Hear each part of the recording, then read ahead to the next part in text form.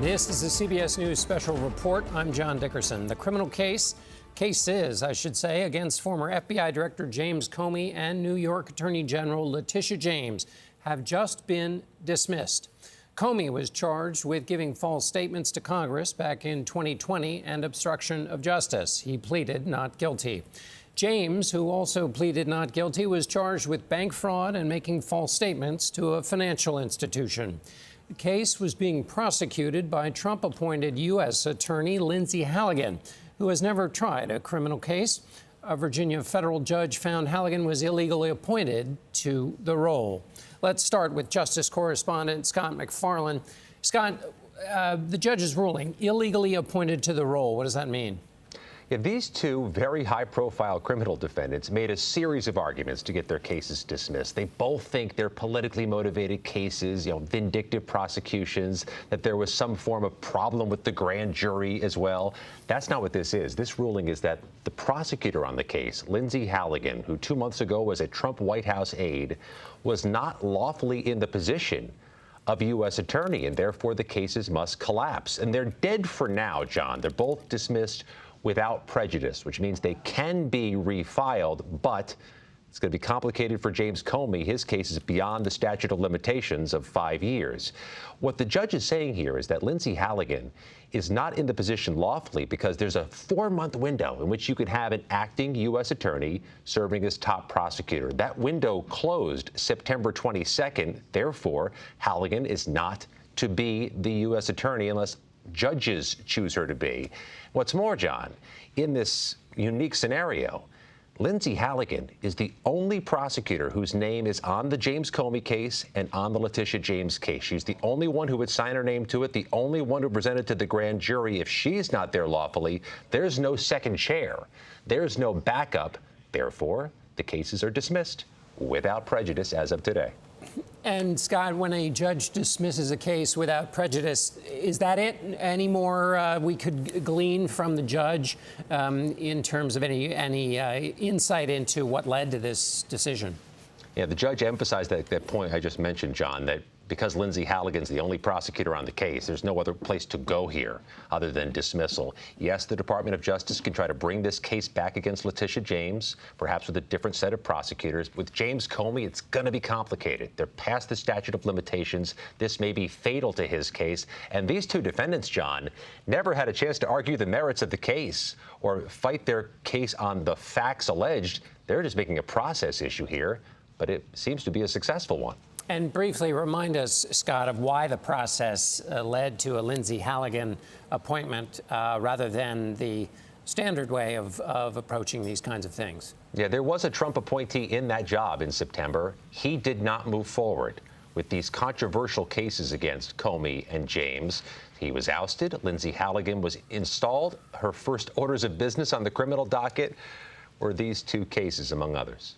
All right, Scott MacFarlane, thank you so much. We now go to senior White House correspondent Weijia Zhang. Weijia, we know that President Trump had a keen interest in these two cases. Has there been any reaction at the White House yet to this announcement?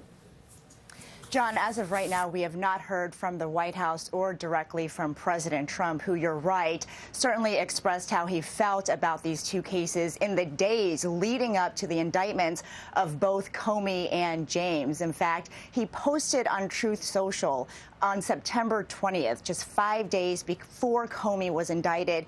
And it seemed to be a direct message to Pam, meaning Pam Bondi, who is, of course, the Attorney General of the United States, in which Trump said he had reviewed over 30 statements and posts saying that essentially same old story as last time, all talk, no action, nothing is being done. What about Comey, Adam Shifty Schiff, Letitia, question mark, question mark, question mark.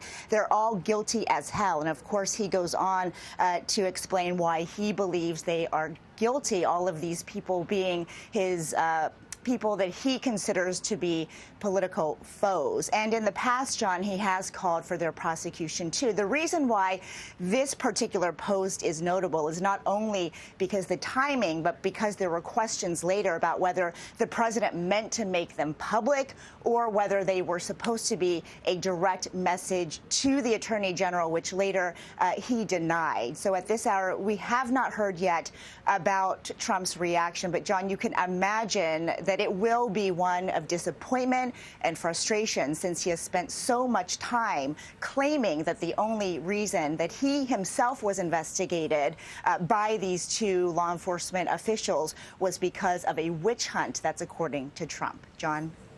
All right. Thank you so much, Weijia Zhang at the White House. Criminal defense attorney Caroline Polisi is with us on the phone. Caroline, your reaction to this determination by the judge? Yeah. Hi, John. I wanted to pick up something that Scott mentioned. This is not a complete victory for Comey, to be sure, because it was dismissed without prejudice. They were looking for a dismissal with prejudice. However, this is seriously going to set this prosecution. It's going to really derail the prosecution, and the person bringing this prosecution next, if they do, will not be likely Lindsey Halligan. The sixth finding in Judge Curry's order is that the power to appoint the interim U.S. attorney for the Eastern District of Virginia under the statute lies with the district court. Remember, this judge is sitting by designation from South Carolina, because the district in which the case is pending, all of those judges recused themselves, essentially, because that was the overarching issue in this appointment, whether that 120 days could effectively just be re-upped by the president and Pam Bondi indefinitely for, essentially skirting the appointments clause. And so while it's not, a complete and total victory, I think this case is not going to go to trial anytime soon, not to mention the myriad of other substantive issues that are in this case that are pending before a different judge in this district regarding, the selective and vindictive prosecutions, issues with the warrants, a ton of ways this cookie could crumble. Right. Caroline Polisi, thank you. I want to go back now to Scott MacFarlane. Scott, among any new information you may also have, remind us put in context the idea of a president telling an attorney general who they should and should not charge. A lot of people were eager to hear the arguments and the judge's opinion on this issue of vindictive prosecution. Last week, James Comey was in court, remarkable thing, arguing that this case was a political selective prosecution. That argument really isn't relevant anymore now that the case is dismissed. Not relevant to this case, but John, there are any number of political critics of the president who fear they face the same prospect of a criminal prosecution because of their criticism. They might have wanted to have seen what a judge said about this issue of selective vindictive prosecution if they, too, get charged in the coming weeks and the coming months. As Weijia mentioned, John, there's another name on that September 20th social media post from President Trump. California Senator Adam Schiff, who CBS News has learned has hired a private attorney with the prospect he gets charged down the road as well. All of these defendants, all these people have denied any wrongdoing. Scott MacFarlane, a major bend in the road here for the Trump presidency and Justice Department as we learn the new rules under which both are operating. Once again, the federal indictments against former FBI Director James Comey and New York Attorney General Letitia James have just been dismissed. A judge ruled prosecutor Lindsey Halligan was improperly appointed. CBS News legal contributor Jessica Levinson joins us now for much more. Jessica, thank you for your time. Can you walk us through what stood out to you in that ruling from the judge? So this ruling is not about the merits of the case at all. I think people should know this. We've been talking a lot about these cases in terms of, do they amount to selective prosecution or vindictive prosecution? This is all about the prosecutor. This is all about the process that took place to get Lindsey Halligan into the position as interim director of this U.S. Attorney's Office and whether or not she was properly appointed. Essentially, what the judge is saying here is because she didn't properly have her job, she couldn't bring these cases. Let's also remember that she played a key role in bringing these cases, unlike other cases where maybe there's a lot of career attorneys who join in bringing the cases, because in the office, there was, I want to say, near consensus that the cases should not be brought. And so Lindsey Halligan only had her job because her predecessor, Eric Siebert, who was appointed by Donald Trump, said, I don't want to bring these cases. That's what the reporting indicates. In this case, Lindsey Halligan there was an attempt to make her the interim head of this Eastern District of Virginia of the U.S. Attorney's Office. What we know today is that it looks like that attempt was unsuccessful. And so the judge dismissed the cases without prejudice. Can you explain to us what that means? Can the charges be brought up again? Without prejudice means exactly that these charges could be brought up again. One thing I want to point out that people at home who've been following these cases likely know is that this means different things for the James Comey case versus the Letitia James case. When it comes to the James Comey case, that case was facing the statute of limitations, meaning there were only 5 days to bring that case when it was brought, only 5 days left. The Letitia James case doesn't have the same timing issue.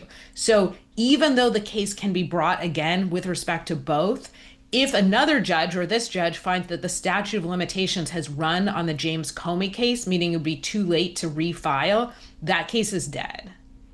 And what about the Letitia James case? What does this mean for her? So for her, it means, I think, that Lindsey Halligan is not going to be the lead prosecutor on her case, but she is in a different position, again, because there's a longer period of time left to bring her case. So what this means is that the case could be refiled if there is somebody who is properly appointed to the position. We can get into the details of the judge's determination, but again, I think for James Comey, it could mean the end of the case, depending on the timing. For Letitia James, likely not. It likely means the end of the prosecution by this prosecutor. Yeah, and Jessica, as you said earlier, this ruling was not about, selective or vindictive prosecution. It was basically about the woman who was supposed to lead the case in the first place. So we're not really going to get to hear that argument made in court. But was there ever any standing to that argument in the first place? To the selective and vindictive prosecution arguments, I think there absolutely were, and those are happening on a parallel track. When it comes to this question, just to make it clear, why isn't Lindsey Halligan properly appointed? Why did the judge find this? Because federal law says that you can appoint somebody to be the interim head of a U.S. attorney's office for 120 days. When that 120 days expires, if that person hasn't been nominated and confirmed, then the jurisdiction goes to federal judges to decide basically who do we want in that position. When it came to Lindsey Halligan's predecessor, Eric Siebert actually served that full 120-day terms. Then judges appointed him to serve out the rest of that term. And what the judge concluded here today is you can't then install somebody else, Lindsey Halligan, to serve another 120-day term. Basically, you get your first 120 days. You don't keep getting 120 days after that. All right, Jessica Levinson, thank you so much for your insight today. We appreciate it. Now let's bring in CBS News legal reporter Katrina Kaufman. Katrina, thank you for your time today. Your takeaway from this ruling, thoughts? Mugo, one thing that stood out to me in this ruling is that Trump's own legal issues came up in this opinion. Back when he was being prosecuted in Florida in the classified documents case, he ultimately got that dismissed by Judge Eileen Cannon by determining that special counsel Jack Smith had been unlawfully appointed under the Appointments Clause. Now, Judge Curry has determined that Lindsey Halligan has been unlawfully appointed in violation of the Appointments Clause. She violated Trump's own case in this decision, saying that the only remedy here is invalidation, meaning throwing out these cases against James Comey and Letitia James. So we're seeing Trump's own legal problems and the way that they were resolved coming up now under actions related to his own administration. She said that was the only way to resolve this constitutional issue, was to throw out these cases, Mugo. And Katrina, I know obviously you're an attorney as well, and you think of the case against Letitia James or the case against James Comey. Are these cases that would have led to a long time in jail or in prison in the first place? With Letitia James, no, she would not be facing much prison time. James Comey, potentially a little bit more. But I think the real issue here is these cases always seem to have a shaky foundation.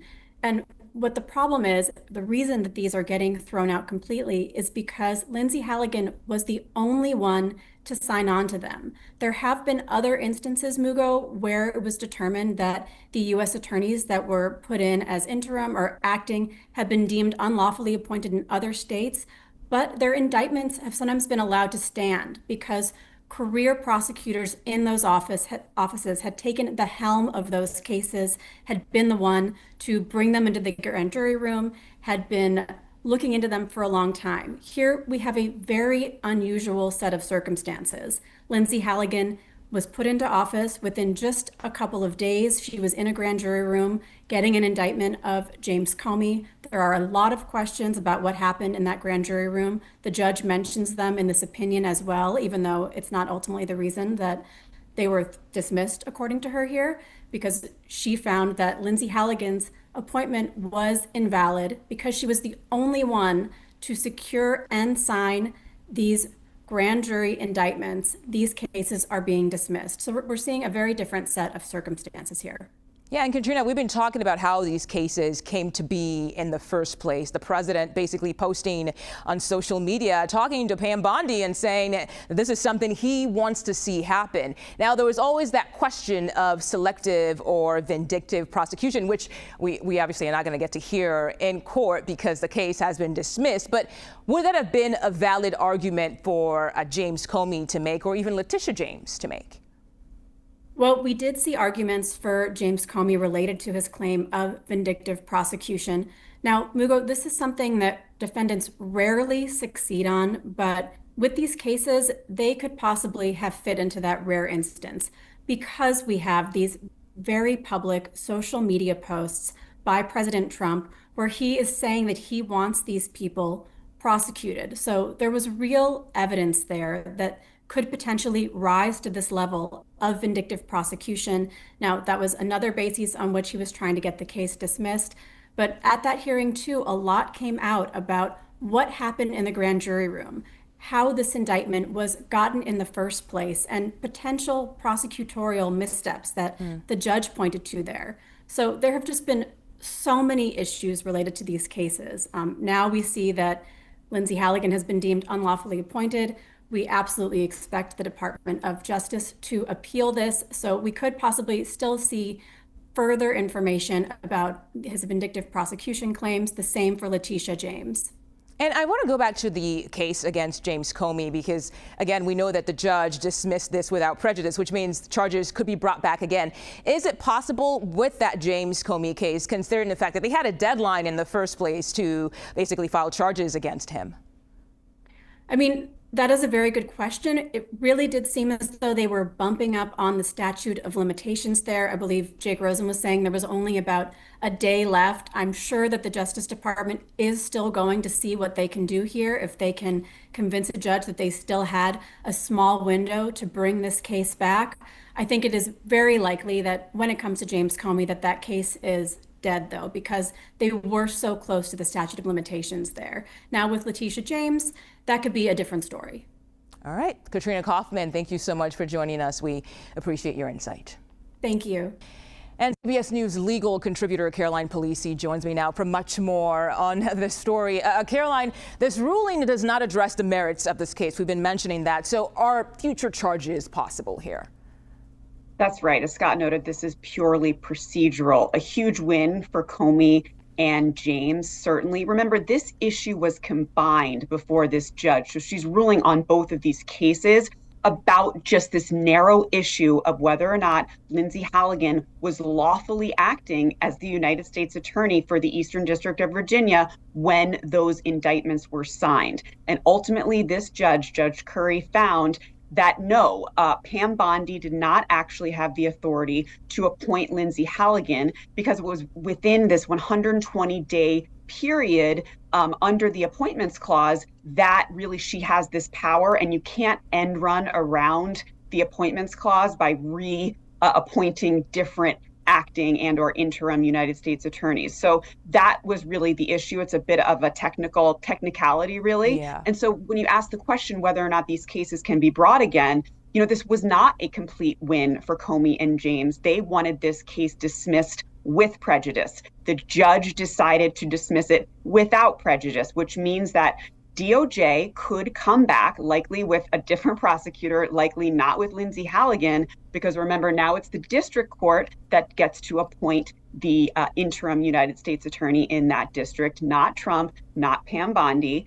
And so whether or not they choose to move forward, we will see. The statute of limitations is a much bigger issue in the Comey case because, as we've noted, it was they indicted, Halligan was appointed on Monday. She indicted on a Thursday, right up against that deadline. There are some arguments that when an indictment is dismissed without prejudice, that regardless of the tolling that essentially the statute tolls for 6 months, they would have 6 months to re-indict. Unclear whether that applies here. We're really in uncharted territory here. But I'd say very slim chance that the Comey case comes back, and less clear with the Tish James case.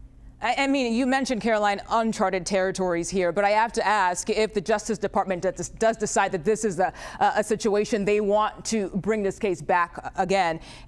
Any chance we'll actually hear of that this year, or is this something we should be watching for next year? Because I know cases can take all these law and all of that justice system. It takes quite a bit, right?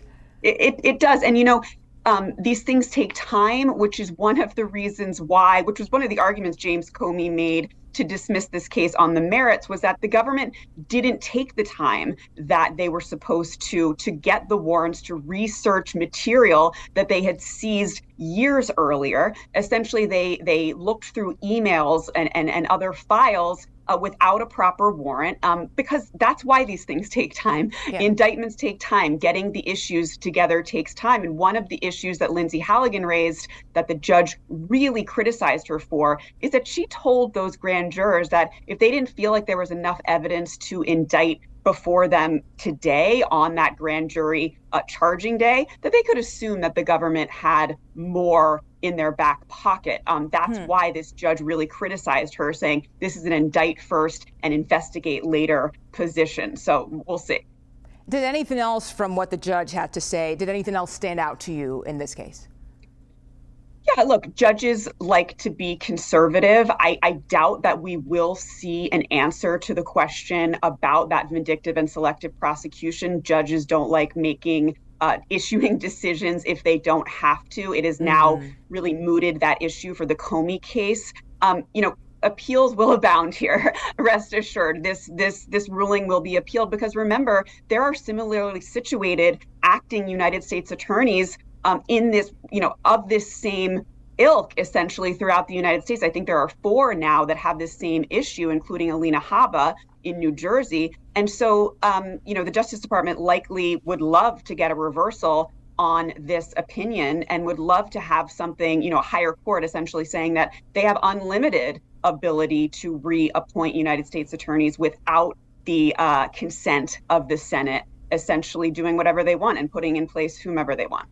And speaking of the vindictive or selective prosecution, a term that I'm sure so many people know about now because we talk about it so much in relation to these 2 cases, if this case the judge's ruling is to be appealed and both cases are brought back, do you think that's something that both James Comey and Letitia James will still continue to argue, that the cases against them are basically a form of vindictive or selective prosecution? Oh, absolutely. Those motions are strong. As we often note, those are very difficult motions to make. They're separate motions, both vindictive and selective prosecution. And you don't need to show that you're innocent of the alleged crime. Essentially, you just need to show that the only reason the prosecution was brought was for vindictive reasons and or that similarly situated people in the same position were not targeted. And so, that Truth Social post that we think was supposed to be a private, text to Pam Bondi that Trump, in which Trump really directed her to indict these people. That's gold evidence for vindictive and selective prosecution. The fact that Eric Sieber, the former acting United States attorney for the Eastern District of Virginia, he was pushed out. He was essentially told to resign because he wouldn't bring these cases against these two individuals. And so that's very strong evidence of both selective and vindictive prosecutions. And that evidence will be there regardless of who else could potentially be in this seat of prosecuting this case. Yeah. Caroline Polisi, thank you so much for your insight today. Appreciate your time.